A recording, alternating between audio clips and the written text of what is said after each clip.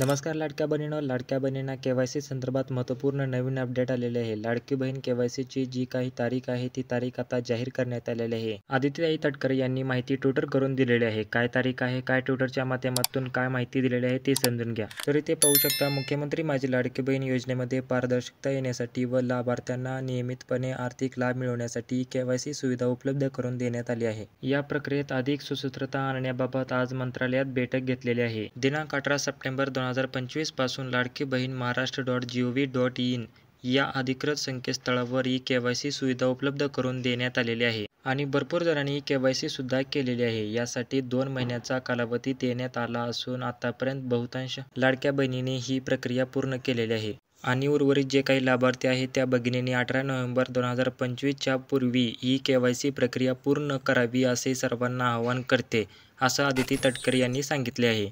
तर अशा पद्धतीने 18 नोव्हेंबर 2025 पर्यंत तुम्हाला ही के.वाय.सी करायची आहे. के.वाय.सी तुम्ही तुमच्या मोबाईलमधून सुद्धा करू शकता किंवा सी.एस.सी सेंटरमधून सुद्धा करू शकता. जर तुम्हाला के.वाय.सी तुमच्या मोबाईलमधून करायची असेल तर आपल्या चॅनलवरती एक व्हिडिओ सुद्धा बनवलेला आहे. तो व्हिडिओ तुम्ही पाहून के.वाय.सी घरबसल्या करू शकता. महत्त्वपूर्ण हा व्हिडिओ होता. आपल्या सर्व लाडक्या बहिणींना हा व्हिडिओ नक्की शेअर करा. धन्यवाद.